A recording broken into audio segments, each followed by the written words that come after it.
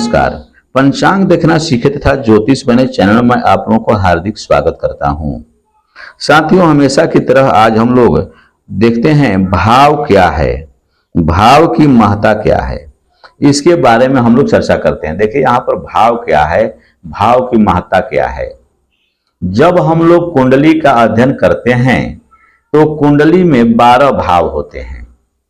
भाव को घर या खाना भी कहते हैं तथा इसके मदद से संपूर्ण जीवन का पता लगाया जाता है।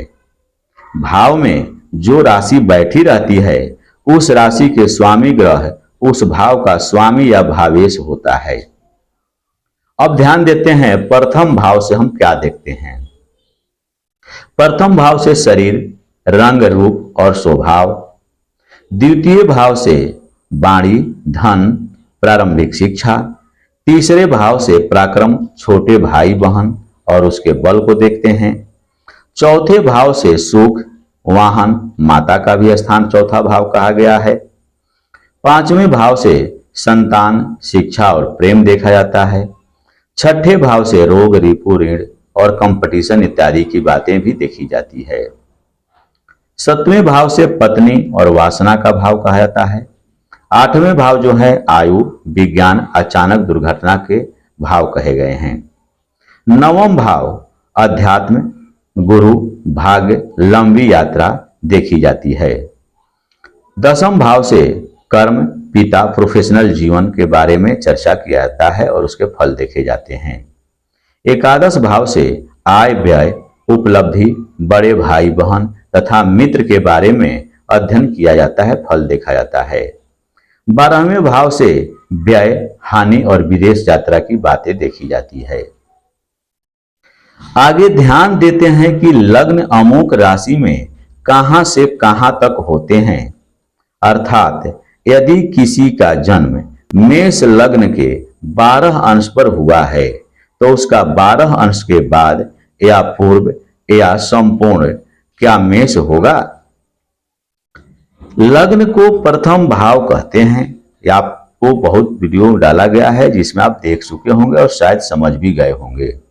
जो नए हमारे व्यूअर हैं वो पीछे के डाले गए वीडियो के बारे में, कुंडली के अध्ययन के बारे में वीडियो को देख करके समझ भी सकते हैं।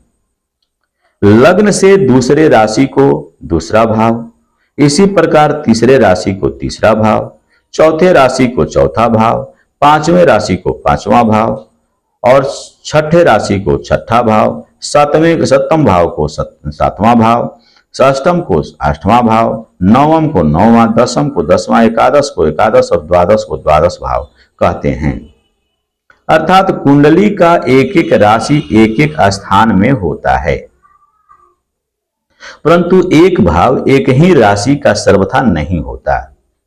इसका कारण है कि लग्न स्पष्ट से लगभग 15 अंश पूर्व और 15 अंश बाद का एक भाव प्रथम भाव होता है।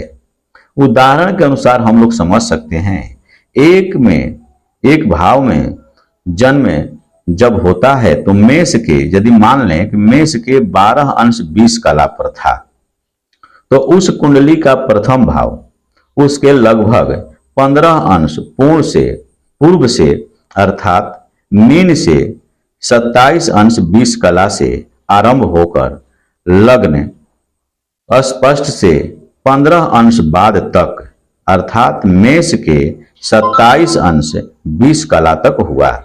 इस प्रकार सब भावों को भी हमें जानना चाहिए। साथियों, आज हम लोग भाव के बारे में चर्चा किए। वीडियो तो बहुत लोग डालते हैं लेकिन उसकी विस्तृत जानकारी जातक को, हमारे सीखने वाले नए जो व्यूअर हैं उनको नहीं दे पाते हैं। इसलिए मैंने आप लोगों को परिभाषा के रूप में बताने की कोशिश करता हूं और समझाने की कोशिश करता हूं। साथियों, यदि वीडियो आप लोगों को अच्छा लगता हो तो लाइक, शेयर तथा सब्सक्राइब अवश्य करेंगे। हमसे कुछ भूल हो रहा हो तो आप लोग कमेंट करके बताएं कि यहाँ पर कमी हो रही है, मैं उसे सुधारने की कोशिश करूंगा और उस बारे में विस्तृत रूप से बताते हुए एक वीडियो भी बना करके आप लोगों के सामने डालने की कोशिश भी करूंगा। धन्यवाद।